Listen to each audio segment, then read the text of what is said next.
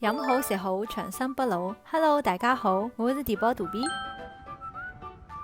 我而家喺香港機場，諗住坐機場快線去市中心嚟一個香港快閃一日遊，所以今日呢集影片我會嘗試用廣東話嚟介紹。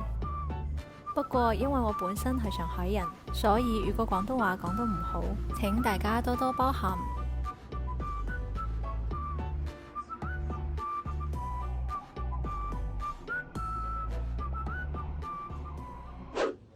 機場快線可以直達九龍。出咗站之後嚟到商場入邊，寄存個行李先。指示都好清晰，價錢係頭4個鐘60蚊，之後每個鐘10蚊。我用咗八達通俾錢。呢度冇提示係咪可以用微信或者支付寶俾錢，仲要注意佢嘅開放租用時間。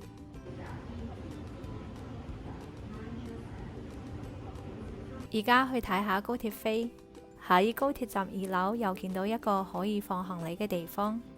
呢度支持八達通同微信支付，仲有人工服務添。人工服務嘅價錢同之前商場入邊自助嘅一樣，但係人工服務嘅時間比較短。呢度都有自助服務，頭4個鐘要100蚊，但係呢度開放嘅服務時間最長。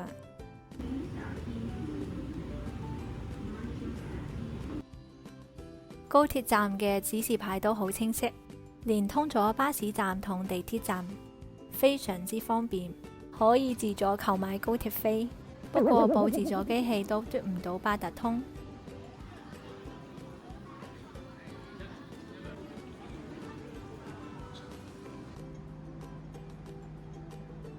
我而家要去西九文化區，去到今日嘅重頭戲——香港故宮文化博物館。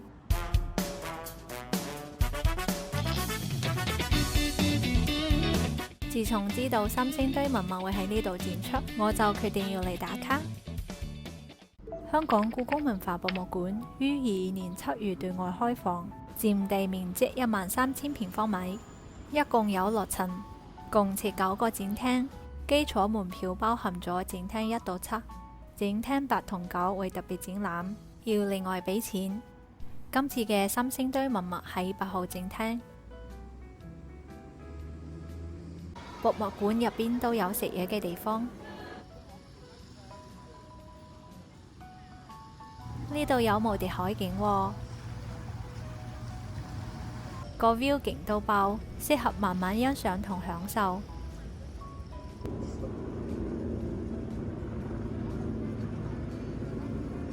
博物館門口有 locker， 每個鐘10蚊。嚟睇下門票價錢先，基礎門票60蚊，加一個特別展150蚊，加2個240。要注意呢度星期2閂門，除咗星期5同星期6開到8點，其他幾日都只開放到6點。人工買飛要排隊，揾到自助售票機，支持唔同方式俾錢。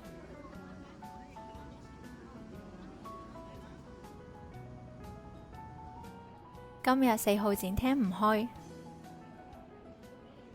1號展廳紫禁萬象，展出咗好多故宮嘅收藏、服飾、家私、裝飾、書畫同印章等等。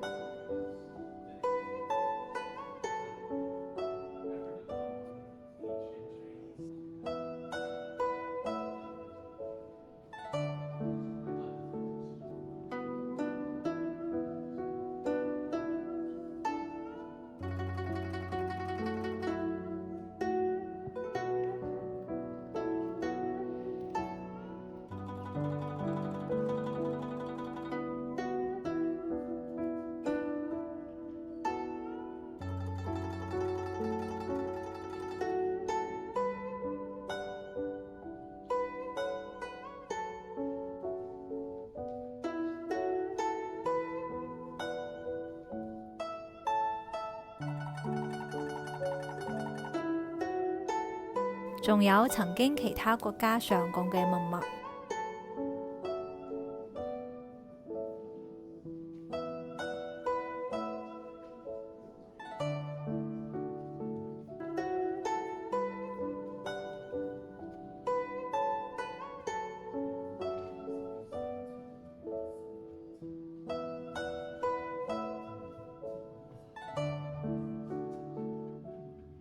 2號展廳只禁一日，主要展示清代宮廷生活、沙煲罌罉、鐘錶玉璽、琴棋書畫等。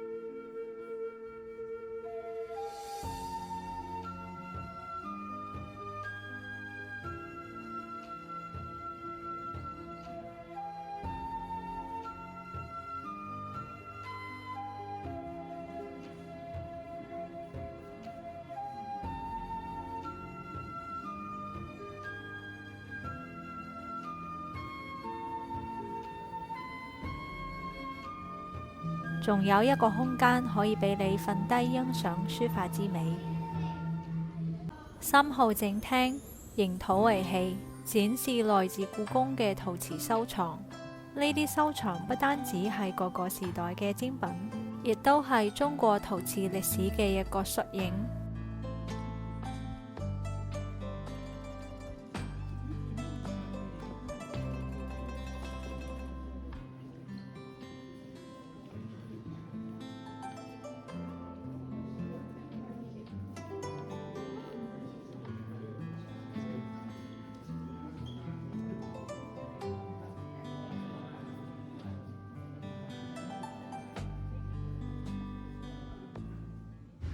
4號展廳仲整緊，唔俾入。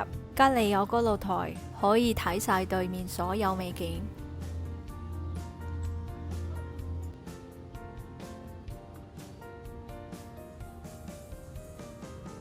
4樓有間高級粵菜館，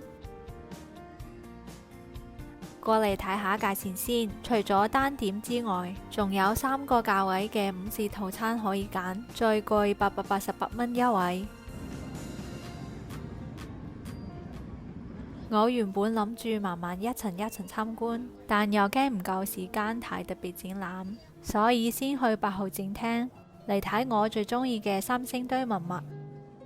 三星堆遺址被稱為20世紀人類最偉大嘅考古發現之一，嗰啲文物到而家已經有2600至4500年。我哋可以通過呢啲文物嚟了解古蜀文明，了解古蜀人嘅文化、生活同信仰。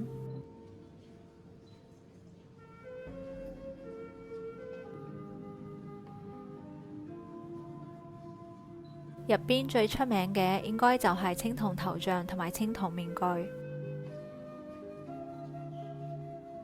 真係非常震撼，仿佛時空穿越咁。無論係面具定係頭像，做工都非常精緻，對細節嘅處理都好到位。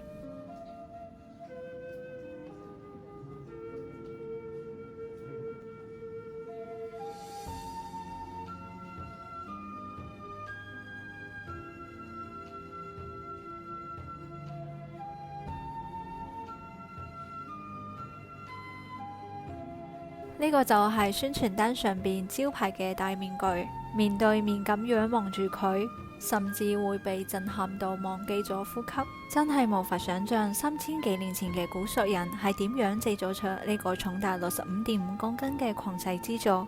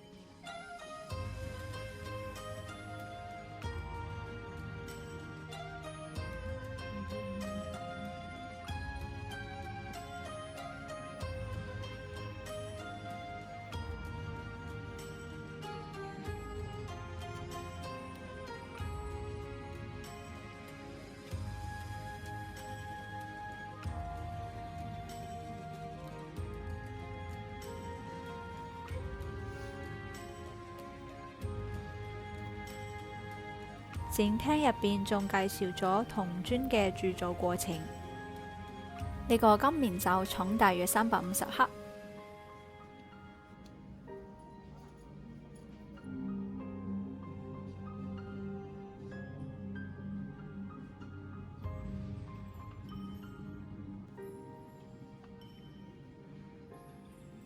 其他青銅器亦都非常之精美，設計同雕工簡直令人嘆為觀止。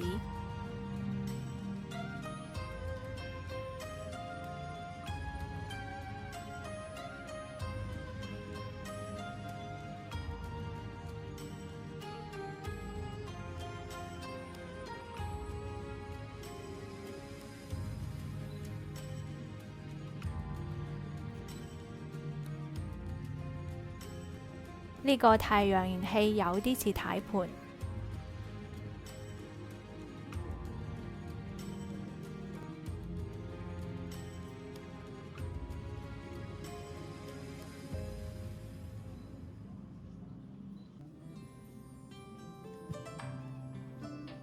呢個龍形器嘅扁嘴又叫風筒嘴，真係幾似喎。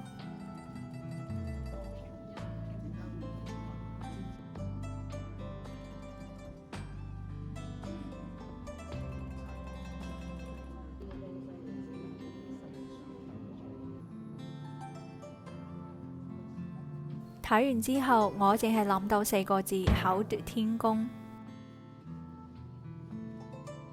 展廳入邊仲有三星堆起源同考古嘅介紹，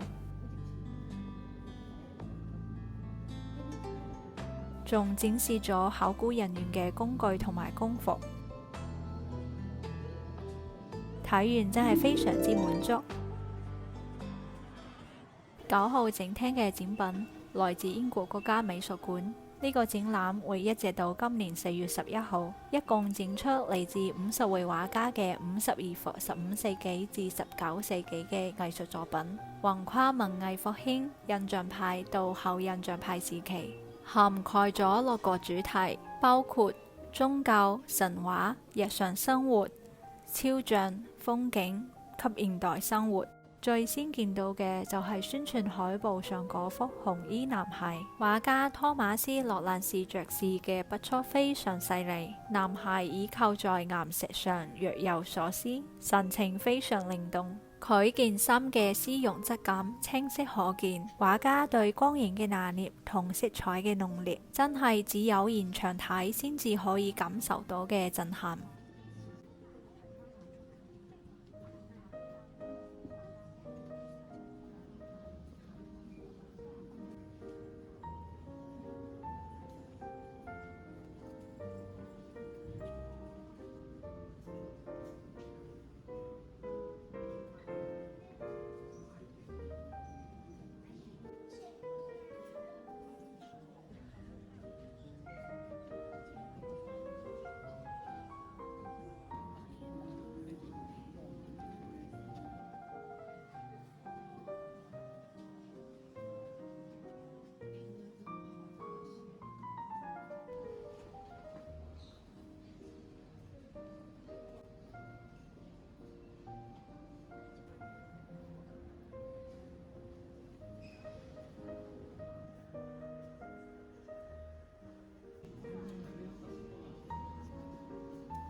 展廳入邊仲動態咁展示咗梵高嘅畫作《長草地與蝴蝶》，瘋狂生長嘅長草以及翩翩起舞嘅蝴蝶，使人仿佛都身處在一片生機勃勃嘅花園入邊。9號展廳仲可以俾你印明信片，將明信片擺入機器對齊印章，依次及3個章，你就可以獲得一張帶有祈禱的聖母畫作嘅明信片啦。之後我嚟到7號展廳山林市城，呢度展出由8個香港本地藝術家級團體根據中國傳統園林創造出嘅7件多媒體新作品。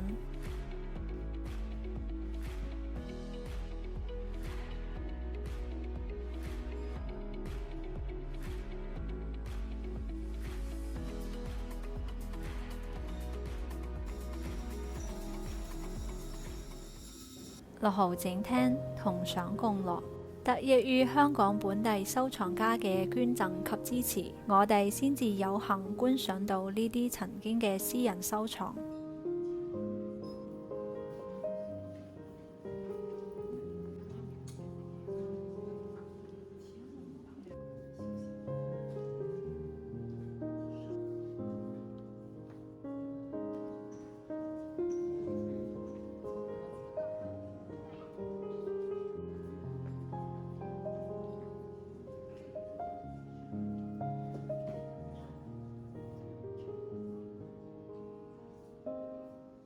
5號展廳氣味求新，有啲展品係古代工藝嘅代表，有啲介紹咗當代設計，有更多展品嘅創作結合咗兩者嘅優點。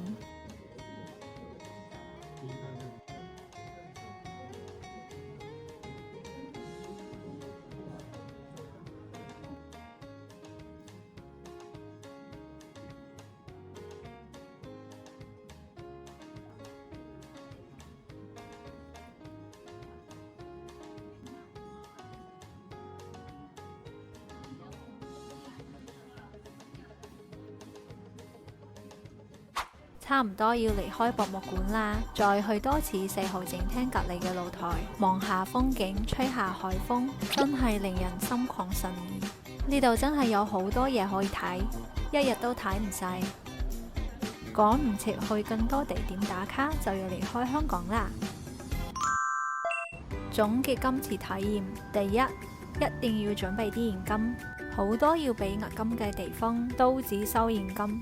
譬如話博物館入邊可以免費租充電寶，但係需要俾200蚊港紙押金。